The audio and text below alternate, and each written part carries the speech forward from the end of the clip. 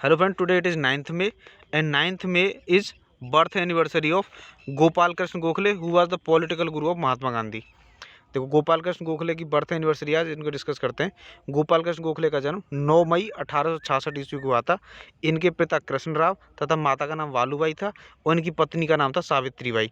ये 1908 में इंग्लैंड की ट्रिप पर गए थे और 1912 में साउथ अफ्रीका गए, जहाँ पे महात्मा गांधी से मिले थे। और इन्होंने जो अपना पहला लेख है वो मराठा में लिखा था। और जो मराठा पत्रिका है ये बाल गंगाधर तिलक द्वारा प्रकाशित की जाती थी। बाल गंगाधर तिलक द्वारा 2 पत्रिकाएं प्रकाशित की जाती थी, एक केसरी और एक मराठा। केसरी मराठी भाषा में प्रकाशित होती थी तथा मराठा अंग्रेजी भाषा में प्रकाशित होती थी। और ये गोपाल कृष्ण गोखले हैं, ये ग्रेट सोशल रिफॉर्मर और महात्मा गांधी के राजनीतिक गुरु हैं। देखो, गोपाल कृष्ण गोखले महात्मा गांधी के राजनीतिक गुरु, भारतीय राष्ट्रीय आंदोलन के मार्गदर्शकों में से एक थे। गोपाल कृष्ण गोखले का जन्म 9 मई 1866 को महाराष्ट्र के कोल्हापुर में हुआ था। यह एक स्वतंत्रता सेनानी, समाजसेवी, विचारक तथा सुधारक भी थे। गोखले का राजनीति में पहली बार प्रवेश 1888 में इलाहाबाद में हुए कांग्रेस के अधिवेशन में हुआ था। तो कांग्रेस का पहला अधिवेशन 1885 में हुआ। फिर 1886 जो पहला अधिवेशन उसकी अध्यक्षता की थी WC बनर्जी ने और स्थापना की थी एलन ऑक्टेवियन ह्यूम ने। अच्छा, गोपाल कृष्ण गोखले पर महादेव गोविंद रानाडे का प्रभाव पड़ा। महादेव गोविंद रानाडे गोपाल कृष्ण गोखले के गुरु थे और गांधी जी उन्हें अपना गुरु मानते थे। तो गांधी जी के गुरु हैं गोपाल कृष्ण गोखले और गोपाल कृष्ण गोखले के गुरु हैं महादेव गोविंद रानाडे। अच्छा, गोखले एक ऐसे राजनीतिक विचारक थे जो राजनीति में आध्यात्मिक अवधारणा लेकर आए हुए थे। गोखले पहले व्यक्ति थे जिन्होंने स्वदेशी विचार पर जोर दिया।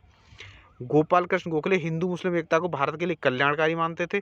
जिन्ना को वे हिंदू मुस्लिम भाईचारे का सबसे बड़ा पैरोकार मानते थे। गांधी जी के साथ साथ गोखले जिन्ना के भी राजनीतिक गुरु थे। तो जिन्ना और महात्मा गांधी दोनों के राजनीतिक गुरु थे गोपाल कृष्ण गोखले। अच्छा, बाद में गोपाल कृष्ण गोखले मधुमेह, दमा जैसी गंभीर बीमारी से परेशान रहने लगे थे, जिसके बाद 49 साल की उम्र में 19 फरवरी 1915 ईस्वी को मुंबई में इन्होंने अपना देह त्याग दिया था। अच्छा, गोपाल कृष्ण गोखले भारत के स्वतंत्रता सेनानी, समाजसेवी, विचारक, सुधारक थे।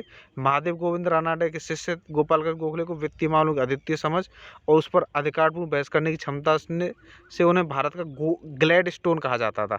वो भी भारतीय राष्ट्रीय कांग्रेस के प्रसिद्ध नरमपंथी नेता थे, मतलब मॉडरेट में आते थे ये, और एक्सट्रीमिस्ट में आते थे लाल बाल पाल। अच्छा, महात्मा गांधी ने अपना राजनीतिक गुरु मानते थे। अच्छा, और 1905 में गोपाल कृष्ण गोखले अपनी राजनीतिक लोकप्रियता के चरम पर थे। उन्हें भारतीय राष्ट्रीय कांग्रेस का अध्यक्ष बनाया गया। इसके बाद उन्होंने भारतीय शिक्षा को विस्तार देने के लिए सर्वेंट्स ऑफ इंडिया सोसाइटी की स्थापना की। अच्छा, जो सर्वेंट्स ऑफ इंडिया सोसाइटी है, इसकी स्थापना गोपाल कृष्ण गोखले ने 1905 में पुणे महाराष्ट्र में की थी और इसका उद्देश्य नौजवानों को सार्वजनिक जीवन के लिए प्रशिक्षित करना था। इस सोसाइटी के सदस्य आजीवन देश की सेवा करने का वचन लेते थे। तो गोपाल कृष्ण गोखले ने सर्वेंट्स ऑफ इंडिया सोसाइटी की स्थापना की थी। गोखले को डेक्कन एजुकेशन सोसाइटी के सचिव पद पर नियुक्त किया गया था और इसके बाद गोखले को पुणे नगर पालिका का 2 बार अध्यक्ष चुना गया था। वहीं कुछ दिनों के लिए गोखले मुंबई विधान परिषद के एक सदस्य भी रहे, जहां उन्होंने सरकार के खिलाफ अपनी बात रखी। अच्छा, जब 19 फरवरी 1915 ईस्वी को इनकी मृत्यु हुई थी, तो इनके दाह संस्कार पर बाल गंगाधर तिलक ने कहा था कि भारत का यह हीरा, महाराष्ट्र का अनमोल रतन, कर्मचारियों का बादशाह शाश्वत रूप से इस जमीन पर विश्राम कर रहा है। उनकी तरफ देखो और उनका अनुसरण करो। तो ये था गोपाल कृष्ण गोखले के बारे में, जिनका जन्म 9 मई 1966 को हुआ, मृत्यु 19 फरवरी 1915 को हुई।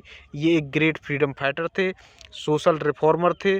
आज इनकी बर्थ एनिवर्सरी है और ये महात्मा गांधी और मोहम्मद अली जिन्ना दोनों के राजनीतिक गुरु थे और इनके गुरु थे महादेव गोविंद रानाडे और इन्होंने 1905 ईस्वी में सर्वेंट्स ऑफ इंडिया सोसाइटी की स्थापना की थी। So this was about Gopal Krishna Gokhale. Thanks for watching.